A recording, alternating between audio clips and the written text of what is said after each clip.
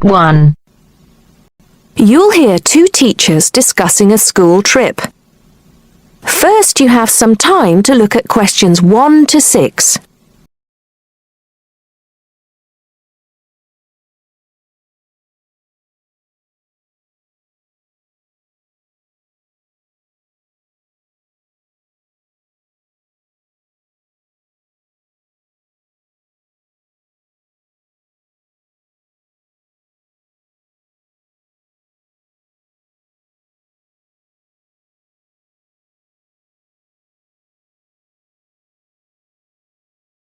Now listen carefully and answer questions 1 to 6. Oh, there you are, Paul. Do you have a few minutes? Can we think about this year's school trip? Hi, Jean. Yes, of course. Have you got any ideas? I've been looking through some information, and I've brought a few leaflets with me. Here you are. Okay, thanks. Just remind me when the trip is. Next Friday. We'll be leaving at 9 and be back here at around 4. So we've probably got time to visit a couple of places. Let's see. What leaflet have you got there? Central Gardens. Looks like a nice place. It's open from 9 until 6, so we could go there anytime we wanted, really. What about there in the morning and then somewhere else in the afternoon? Farmers Market would be an option first as well, at least until they close at 1. Or we could try Grey Castle. That should be possible in the morning or in the afternoon. Oh, hang on. That's at the weekend. The last admission is at noon on weekdays. Greenhall says the same thing. Queen's Park opens at 8, so we could go there first. Or, according to these times, we could go there on the way back to school, because they don't close the gates until sunset during the week. Okay, that gives us a few options. We went to Queen's Park a couple of years ago, didn't we? I seem to remember that the pupils really enjoyed it. It'd be nice to go somewhere new as well. I've seen groups from other schools going around Grey Castle. So have I. But then again, maybe we should play it safe and go to Green Hall. At least we've got experience of taking classes round there. Farmers Market is popular with other schools, though, so it must be interesting. It'd be good to go somewhere where someone can show the pupils around, explain things to them. I've been on a tour around the castle, and they do a really good job. I think they have guides at the hall, too, don't they? It says here that they used to, but don't anymore. You can get shown round Central Gardens, though. I think we'd have to do any explaining if we took the pupils to the market or the park.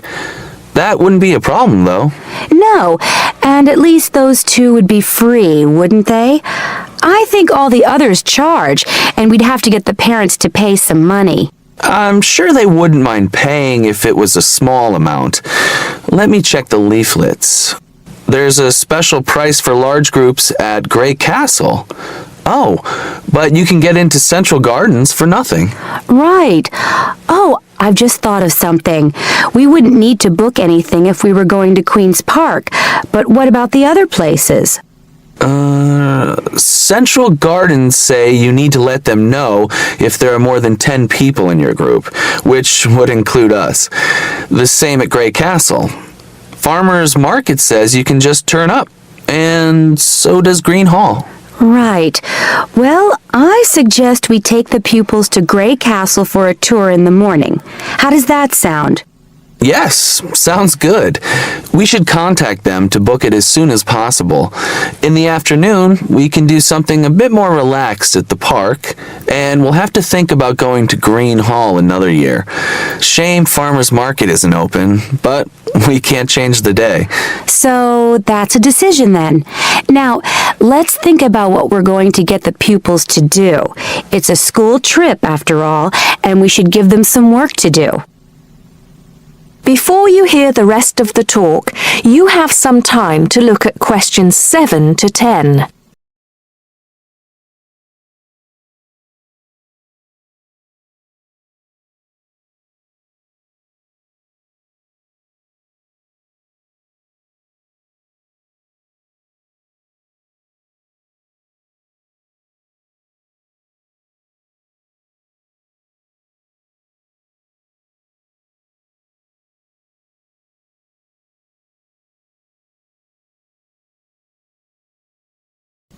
Now listen and answer questions 7 to 10. I think they should know something about the place before they go. That way they know what they're looking at, and they'll be able to write about it better when they get back. I'll put some information together to look at home and give them copies after the next lesson. Good idea. I'll write something for them to do as they're going round the place. We did a quiz last year, and that worked really well. I'll do the same kind of thing this time. Okay. Now, what about the travel arrangements? How are we getting there? What do you think? I remember one year Mrs. Jackson took her group by bus, and that was a complete nightmare. It's quite a long way, isn't it? We could hire a coach for the day, which is what we usually do. Or there's the train. It's rush hour though, isn't it? So it'll be really crowded. And it'll be more convenient for the rest of the day if we've got our own transport. Yes, we'll do that then. Anything else? Oh, we need to let the parents know what's happening. We could ask the office to call everyone. It would take too long with so many. I know when we send a letter home, there are always a few pupils who lose it, but not all the parents have email yet, so I don't think we have any choice, really. I'll write something and take it to the school office this afternoon. Right. I'll go and tell the pupils the good news. That is the end of part 1. You now have half a minute to check your answers.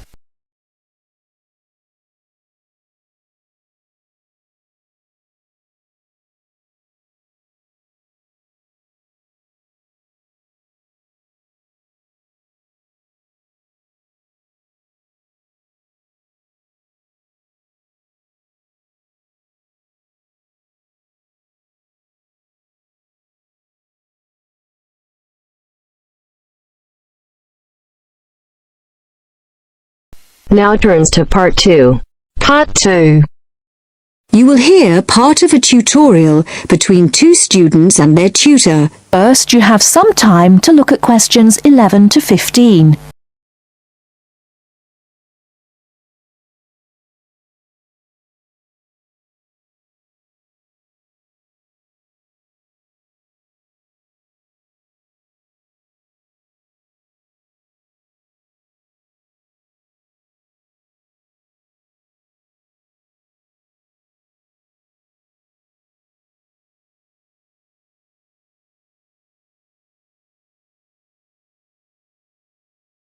Now, listen carefully and answer questions 11 to 15. Dr. Barrett? Sammy, come in. Is Irene with you? Yes. Good. Sit down. Right, we're looking at how far you've got with your research project since we last met. You decided to do a survey about computer facilities at the university, didn't you? That's right. We decided to investigate the university's open access centres, and in particular the computer facilities. Lots of the students are having trouble getting access to a computer when they need one, so we thought it would be a useful area to research. Good, fine. It's not a topic anyone has looked at before, as far as I know, so it's a good choice. So, what background reading did you do? Well, we looked in the catalogues in the library, but we couldn't find much that was useful.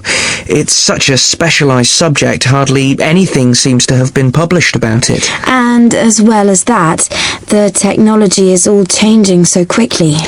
But the Open Access Centre has an online questionnaire on computer use that it asks all the students to do at the end of their first year, and the supervisor gave us access to that data, so we used it as a starting point for our research. It wasn't exactly what we needed, but it gave us an idea of what we wanted to find out in our survey. Then we designed our own questionnaire. And how did you use it? We approached students individually and went through our questionnaire with them on a one-to-one basis. So you actually asked them the questions? That's right. We made notes of the answers as we went along, and actually we found we got a bit of extra information that way as well, about the underlying attitudes of the people we were interviewing, by observing the body language and things like that. How big was your sample? Well, altogether we interviewed a random sample of 65 students, 55% male and 45% female. And what about the locations and times of the survey? We went to the 5 open access computer centres at the university and we got about equal amounts of data at each one. It took us 3 weeks. We did it during the week, in the day and in the evenings. Not the weekends? No. So presumably your respondents were mostly full-time students? Yes. Oh, you mean we should have collected some data at the weekends from the part-time students? We didn't think of that. Okay, it's just an example of how difficult it is to get a truly random sample. So, how far have you got with the analysis of results? Well, everyone agreed there was a problem, but we're more interested in what they think should be done about it. The most popular suggestion was for some sort of booking system. About 77% of the students thought that would be best, but there were other suggestions. For example, about 65% of people thought it would help if the opening hours were longer, like 24 hours a day. Before you hear the rest of the talk, you have some time to look at questions 16 to 20.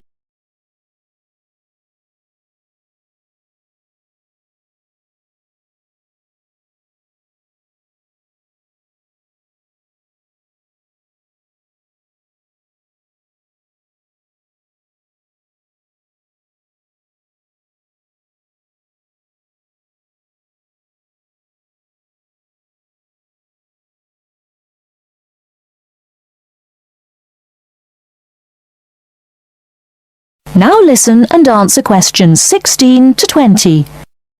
So, what other suggestions did people come up with? Well, actually, the main reason why people can't get to a computer is because so many students are using them for personal emails or just surfing the web. So one solution would be to have some computer rooms for recreational use and some for people to do serious work in. The trouble is, quite often people do their work, then they want to check their emails, and it would be a nuisance if you had to get up and go to another room and log on again just for that. Another problem is that during the day, tutors book whole blocks of computers for complete sessions, so several people said there should be restrictions on block bookings. But the trouble is, the classes need the computers. There's nothing else they can use. Some people said the whole problem would be solved if the university would just buy more computers, but other people said it might make things better for a bit, but it wouldn't really solve the problem permanently. You can't just solve the problem by throwing money at it. And with the suggestion that the computer room should stay open round the clock, some people did point out that there'd have to be someone around all the time to make sure the equipment didn't get stolen, especially at night. So a booking system seems to be the best suggestion. Yes. Apparently some universities have a sort of queuing system. It means the staff at the open access centres have to organise it, but people say it works quite well. You go along, and if there isn't a computer free just then, you're given a numbered ticket, and then when your number is called out, you have the next available computer. Or it can be done electronically as well, but that's more complicated, and it isn't really necessary. Good. So, now let's discuss. That is the end of part 2. You now have half a minute to check your answers.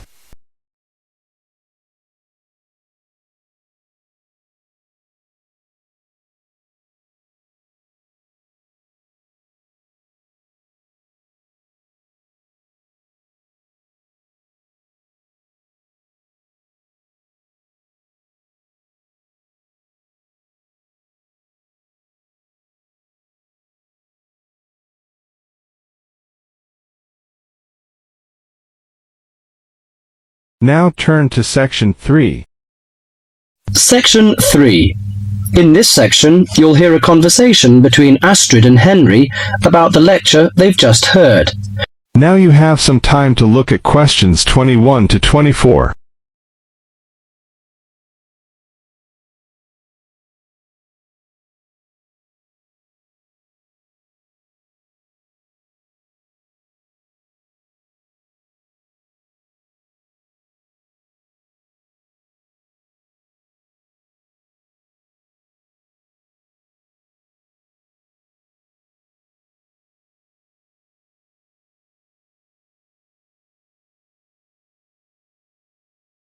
Now listen carefully and answer questions 21 to 24. Henry, don't you think Dr. Adams' lecture was really very good? He could talk about the telephone directory and make it interesting. All his lectures are like that, Astrid. He's just one of those people. I wish we had him as our tutor. I bet you that he is very demanding, though.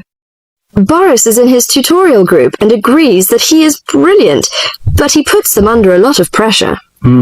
But don't you think that's good? Perhaps. Anyway, he's interesting and rather funny. Did you take lots of notes in the lecture? Yes, actually I did. In fact, several pages. I didn't think I had taken so many. I was that busy listening to what was being said that I didn't take many notes. Can I photocopy yours? I don't think that's such a good idea. You won't be able to read my handwriting. And sometimes I write them in English and sometimes in Arabic. Now you have some time to look at questions 25 to 30.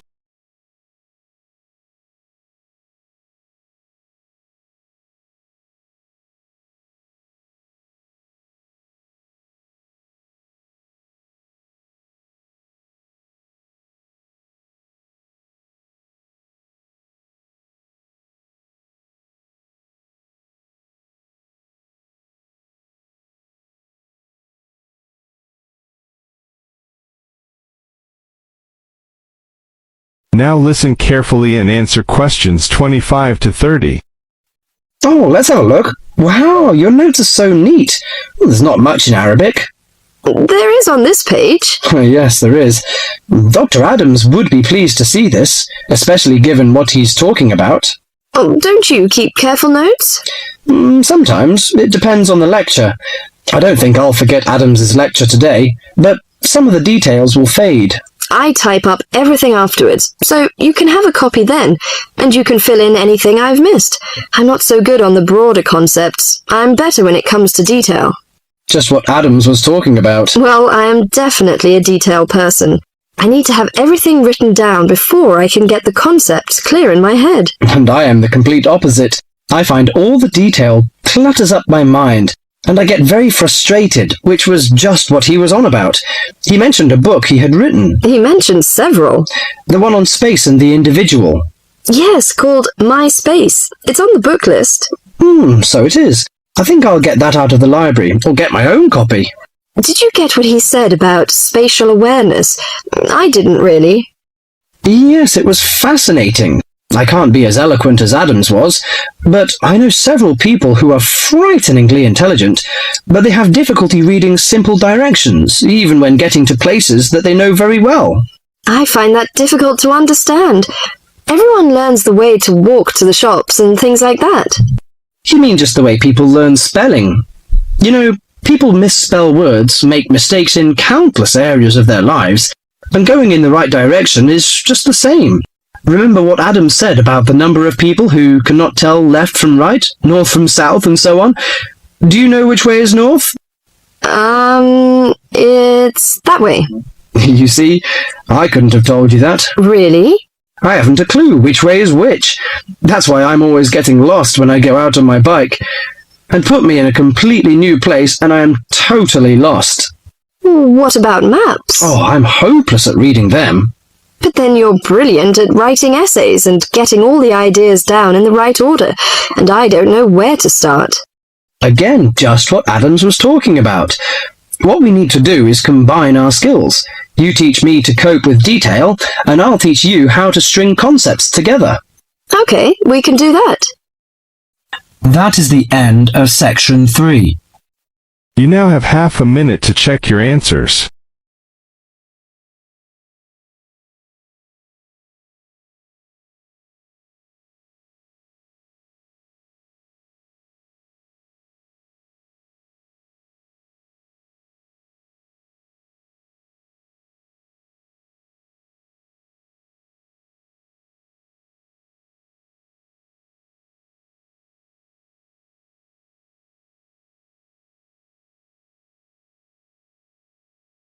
Now turns to Part 4.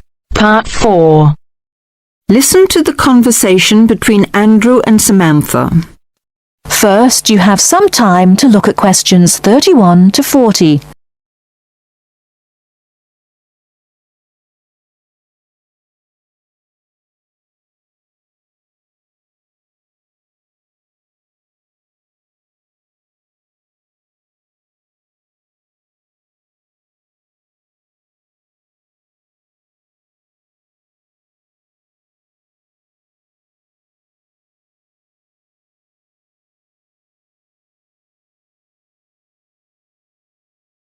Now, listen carefully and answer questions 31 to 40. Does your work bring you into contact with many overseas students, Samantha? Occasionally. As you know, a solicitor's work is to advise people about their rights when they have any problems understanding how the law operates. They may need help because of injury to themselves or their property, if they've been attacked or robbed, for example. But these are not by any means the main problems I deal with. Really? We know more about crime, I suppose, because we read about it in the newspaper or see it on TV. What other things do people come to you for help with? There are lots of things which don't get nearly so much attention. Sometimes it's to do with relationships in the community, as when bills aren't paid, or contracted work isn't completed, or neighbours disagree. At other times, it's to do with people not understanding the law and their responsibilities, and this is probably where overseas students have the most difficulty. One interesting example is customs laws, something which every new arrival has to come up against. What is it that overseas students find most difficult to understand about Australian customs regulations? I think it's a shock to many people arriving here for the first time to find out how many things are prohibited. Everyday food items, for example. I mean, when I've been travelling overseas, I've been quite amazed at the lack of concern in some countries about food being brought in from other parts of the world without any check. You mean people arriving into other countries don't have to declare any foodstuffs at all? In some countries, there are lots of warnings about drugs and firearms, and there are usually limits on alcohol and tobacco, and perhaps perfume. But food's not mentioned. Yes, I suppose I never thought about it till I came here. You can take anything you like into England as far as food is concerned. You see, here, you can't even drive from one state to another with a few apples and oranges for the journey. There are signs to remind you not to bring any fruit into some states, though they don't usually search your bags unless there's a fruit fly epidemic or something. With those kinds of regulations between states, it's no wonder that they're so strict about what you can bring in from overseas. Of course, farmers would be wiped out if some pests were introduced which destroyed their whole crop. It's easy to understand why you should take steps to prevent that. And with food being such an important part of many cultures, it can be difficult for some people to realize they're not allowed to bring in delicacies from home for friends and relatives here. I'm defending someone at the moment who has exactly that problem. Oh, what happened? It's an interesting case. Have you got time for a cup of coffee? I'll tell you about it if you like. That'd be great. That is the end of Part 4. You now have half a minute to check your answers.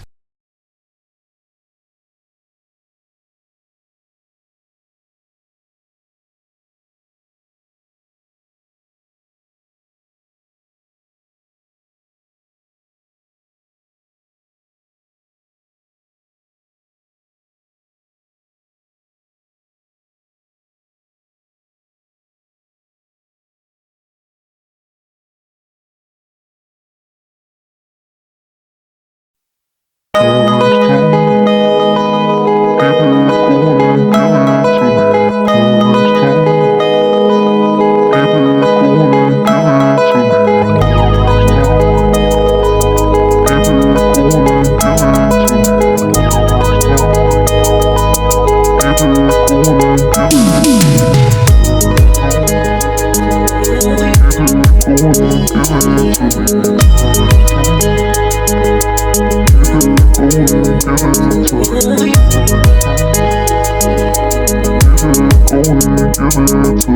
me.